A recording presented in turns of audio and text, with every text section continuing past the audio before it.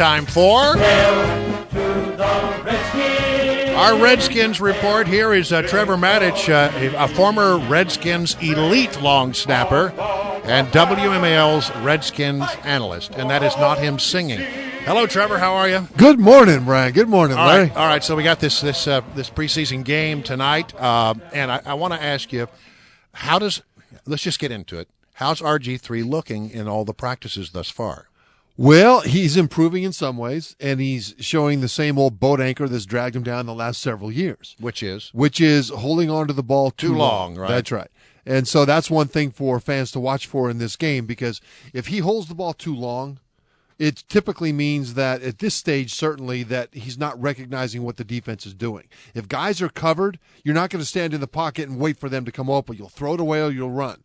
What he needs to do is get the ball out of his hand earlier in the route, because he anticipates when the route will come open. Keep that in mind, that accuracy in the NFL is not just where it is, it's when it gets there. Mm-hmm. And you've got to anticipate to get it there on time. Now, I heard earlier that RG3 was doing a little better about, being such a media hog, not going to the cameras every day, sort of being more circumspect. Is that still the way it is? Well, they put him up there because the media demands it, and he answers questions. There's still some times that he'll say some things that make me scratch my head. All right, like what? Well, he said last week Tuesday was his best practice. It was best in fundamentals, recognition, and that's great. And he could have ended it there, but then he's quoted in the Washington Times as saying this. But then it helps when you have guys in the right spot where they're supposed to be. Oh! Why in the world do you have to just under the boat? Volunteer that? Maybe guys aren't in the right spot. Maybe they're not where they're supposed to be. Why does it help to say that line to the media? I get the ego side of it. I want everyone to know it's not all my fault if something goes wrong. Yeah, we get that. But to say something like that just makes you think that nothing has changed above the shoulders with the guy. All eyes are going to be on RG3 as usual tonight when he plays the first quarter, and people are going to be saying, "Well, is he fitting in? Is he doing what he's supposed to do in Jay Gruden's system?" What about those of us who are still skeptical about Jay Gruden's system? No matter who, you put Tom Brady in Jay Gruden's system, is he going to win the Super Bowl? I don't know. Let's see. It depends on how much pressure there is in the balls. What should we be looking for tonight with regard to evaluating how the head coach is doing? Just communication, because they're not going to be using their brain in terms of game planning, scheming, calling the right play at the right time, out coaching the other coach. This preseason game, and really all the preseason games, are about putting players in a position where they don't have an advantage with the scheme, where they just have to man up and play football and beat the other guy. Mm-hmm. So you're not looking at the idea of we'll set this up and then we'll pay it off later, and that kind of chess match is not happening. Now, the system is fine. The system works. There's no bad systems in the NFL. You just have to execute it. And to RG3's credit, there have been a lot of times in camp where he has looked like he's performed better, he's moving along, and he's recognizing better. So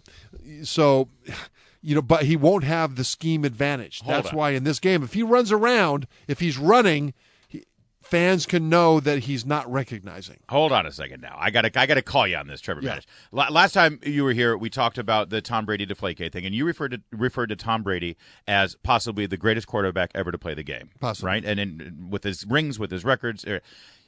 But he's going to be suspended for the first 4 games, as far as we know. And I don't hear anybody saying that that's really going to hurt the Patriots. They'll probably lose 1 or 2 of those games because Bill Belichick has a great system over there. I mean, I know Tom Brady is a big part of it, but do you really think that one system is not superior or inferior to another? You think Jay Gruden's system for offense is equal to what the Patriots are doing right now? That's a great question. And it's not about the offensive system. It's about the way of imposing a culture of discipline and attention to detail. The Patriots are so focused on detail, on the process of every single moment of every day in their preparation, that they get the most out of every single player. Other teams aren't quite that as good at that, and egos of players allow them to have other things come in and distract them from those minute details that the Patriots stay focused on. All right, so what else to look for in the game tonight? Well, you want to look on the offensive line. You know, they used the top 10 draft pick on Brandon Sheriff, Right. Thinking that he might play right tackle. They moved him into guard the last several days in practice, which I think is a better position for him. So the guy that's out there at right tackle now is Morgan Moses. He's a guy they drafted last year out of Virginia. Yeah. Big, tall guy, he's 6'6", but he plays like he's 6'9". Yeah, he plays just too tall. Yeah. Last year, that really got him in trouble. This year in camp, he's doing better at getting better leverage and using his body to better effect because it is so tall. So you want to watch number 76 at right tackle because if he can perform there, this offensive line will be an order of magnitude better than it was last year. And again, helpful. to RG3's credit, and in fairness to him, there were a lot of times when he was running for his life out there. Yeah. And by speaking of that, the Cleveland Browns are the team that we're up against tonight. Isn't it great? Well, I was going to ask you about that. I mean, this is kind of a good little scrimmage to see if the Redskins really have something, isn't it? Yeah, well, the Browns are pretty good, though. They won like 8 or 9 games, Is I their think, defense good? last year. And they're okay. They don't get to the quarterback all that much, but they're pretty stout against the run. It'll be the Browns are better than people think. And they have a young man named Shanahan on their side of the sidelines there. He's the offensive coordinator, isn't he, for the Browns now? He is, but and he knows a little bit about RG3's weaknesses. He does, although RG3 won't be running the same scheme even remotely. But you're right. He understands how to get in RG3's head, but he won't care about that. If this were regular season, he would get into RG3's head. He'd be talking to their defensive staff. We're also going to see Johnny Manziel tonight. Oh, yeah. Yeah, you know, as much as I'm looking forward to watching the Redskins, I'm sorry, I have to admit, I can't wait to watch Johnny Manziel. Because of Schadenfreude? He is the greatest potential train wreck or triumph waiting to happen in the NFL. It could go either way, couldn't it? Right. Yeah, and either way, it'll be exciting, it'll be fun, and it'll be magnificent. Well, you know, we see the dysfunction of the Browns organization that we're seeing tonight. And look at what's going on with the Jets right now up in New York with Geno Smith, the quarterback, out for, 10 weeks because his fellow teammate punched him in the jaw and broke his jaw over a $600 plane ticket. As tough as it is to be a Redskins fan these days, other organizations are just as dysfunctional, if not worse, aren't they? They are, but see, I keep on thinking with that situation. Now, Geno Smith was the designated starting quarterback, right? This guy punched him, and then he was able to walk out of the locker room. If somebody would have punched in the locker room, some second-year guy, punched Joe Theismann and broke his jaw back in the day, that guy would have been carried out on a gurney. Yeah. And so I'm wondering where the status of Geno Smith in that locker room is. I mean, just make that comparison. Interesting, because the Hogs would have been all over. They would not just have separated them. Yeah. They would have injured him severely. Yeah, that what about isn't- Tom Brady, Peyton Manning? Right. Injured him. Now, I'm not calling for violence as a solution. No, but that's the culture of an NFL locker room. You protect your man. protect your quarterback.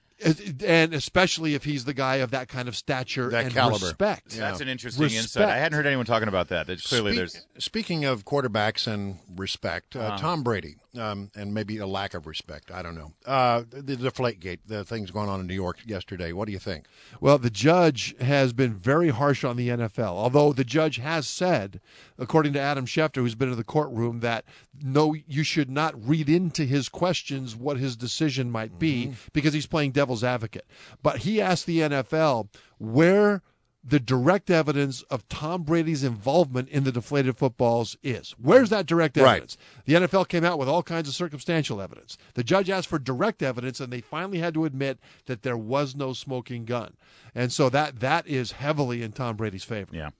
By the way, speaking of the Patriots, I just want to remind you, we're all excited to see the Redskins tonight. It'll be great to see them. Just to keep things in perspective, last year, 1 year ago, this week, first preseason game for the Redskins, they pounded the New England Patriots.